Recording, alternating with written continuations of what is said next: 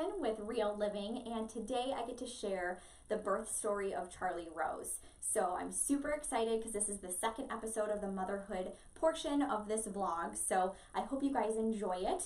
I'm going to get very detailed, so I apologize. Hopefully I don't gross you out or anything. Sorry, I have a little fuzz. So it's all started ultimately on a Wednesday night. I was going live for our LuLaRoe business, and we always go live at 7 or 8 p.m. So mom dropped me off at home afterward. I was tired. The only thing that sounded good to me was popcorn.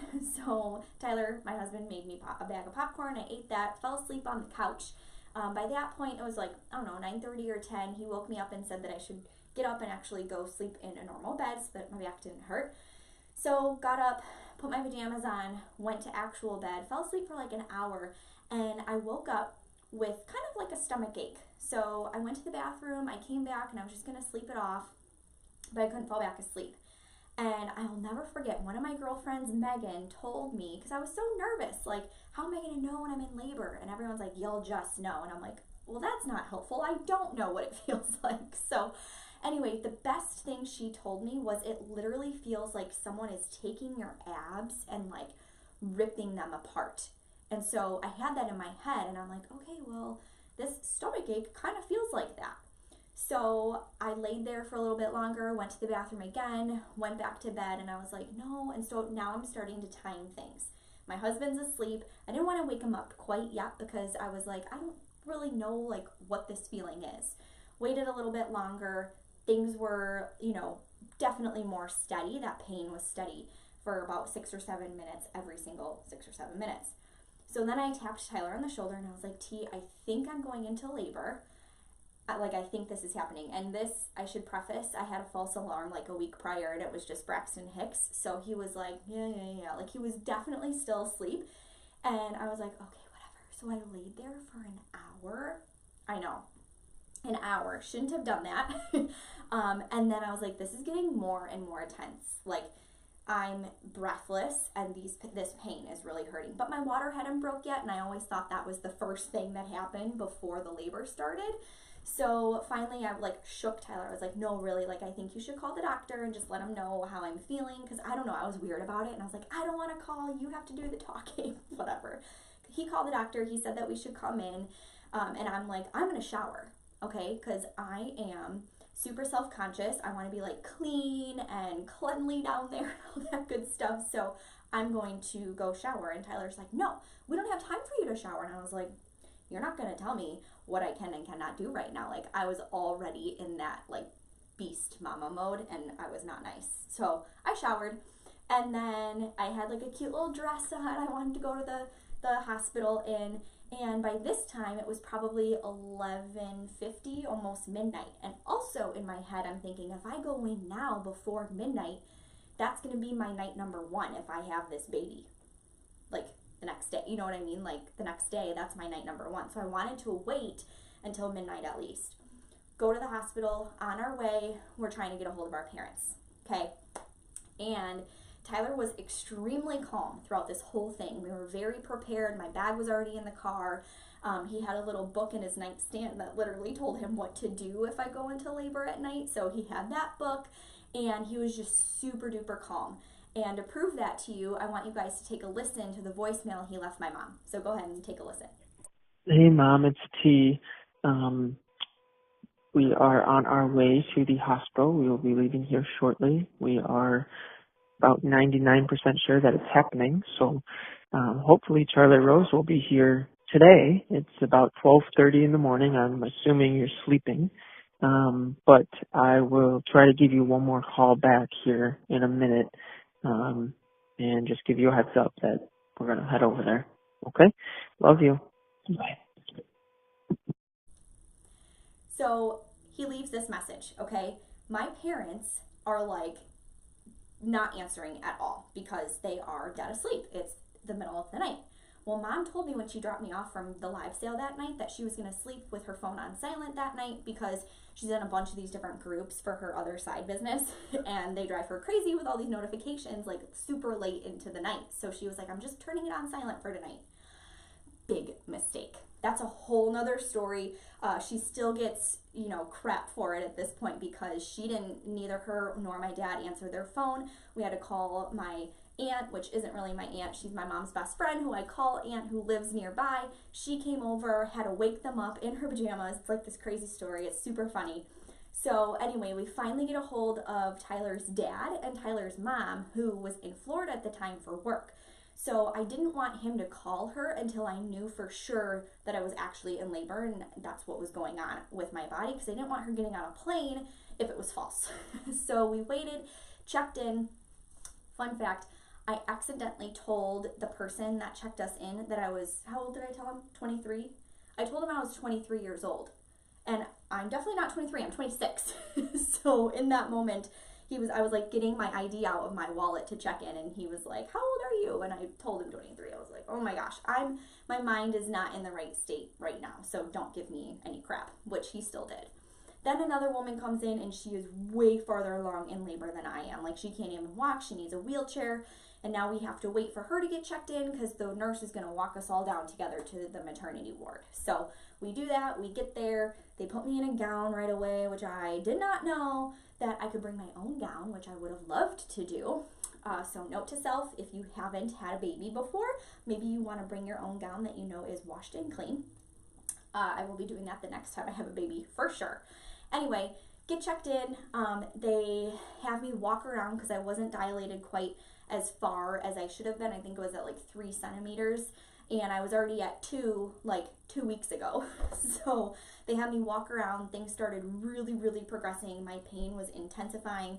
And I should mention, I did not have a birth plan because I was one of those people where I didn't want to plan, because if it went off track, I'm not sure how I would have reacted. So it was better for my own emotional state to just be like, whatever happens, it happens. God's got it handled. And if I need to have a C-section, that's going to be what's going to happen. If I have to have her naturally, that's what's going to happen. So I shouldn't say I don't care, but I did not have a preference either way. So I should say that. So we were on track to do everything naturally, and my water still hadn't broken yet, but the pain was like so excruciatingly terrible that I was like, I need the epidural like now.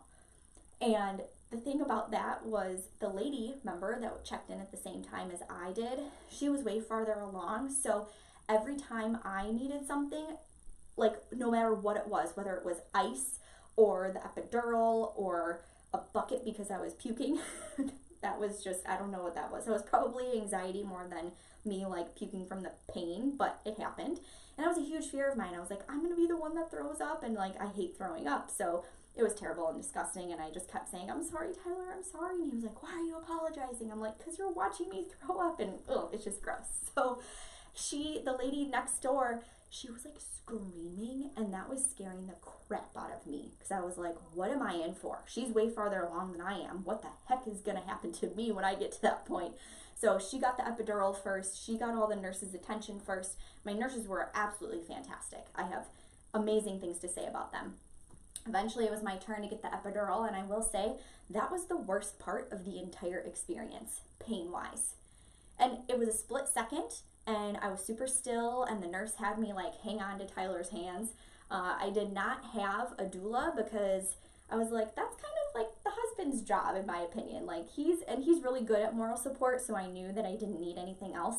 And he was fantastic, like I said, through the entire thing. You guys saw how calm he was in the voicemail to my mom. So anyway, I get the epidural. Now things are rocking. Like, I'm dilating a ton. They went in and broke my water, which this is a little bit too much of TMI, but this is why you guys are here. This is why I'm here.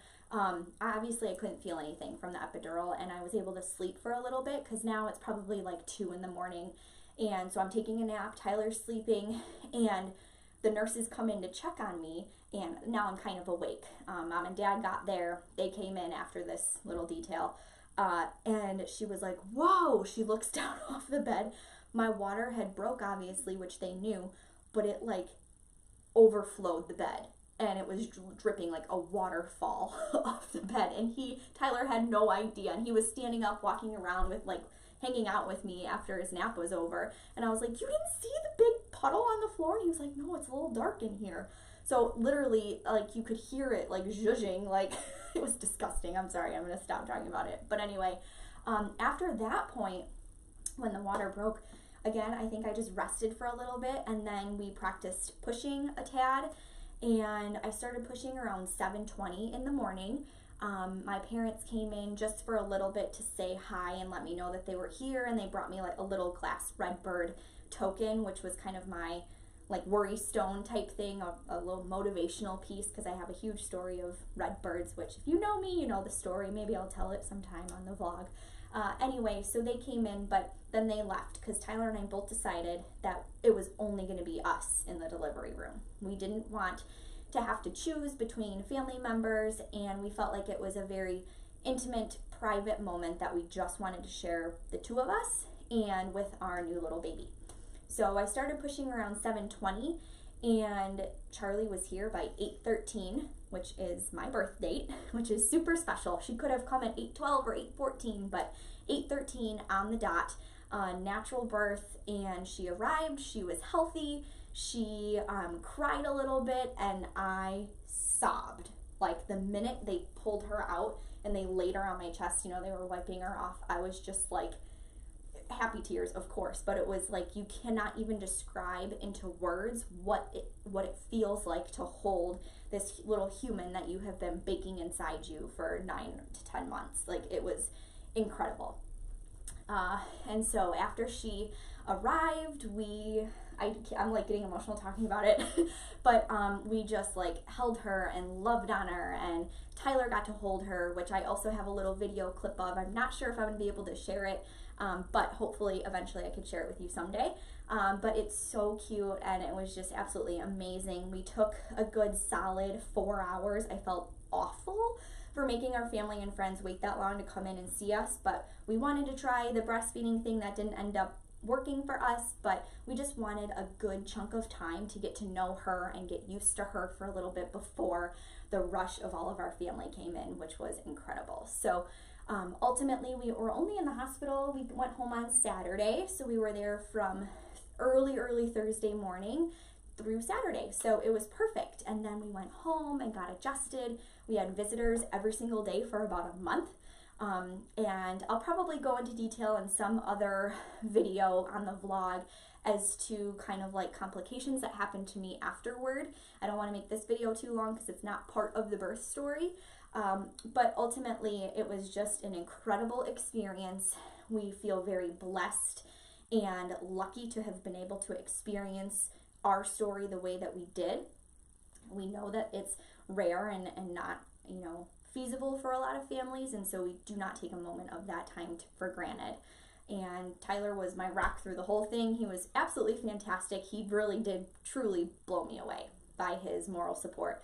I had to, you know, say sorry for afterward because he would try to make jokes in the middle of a contraction.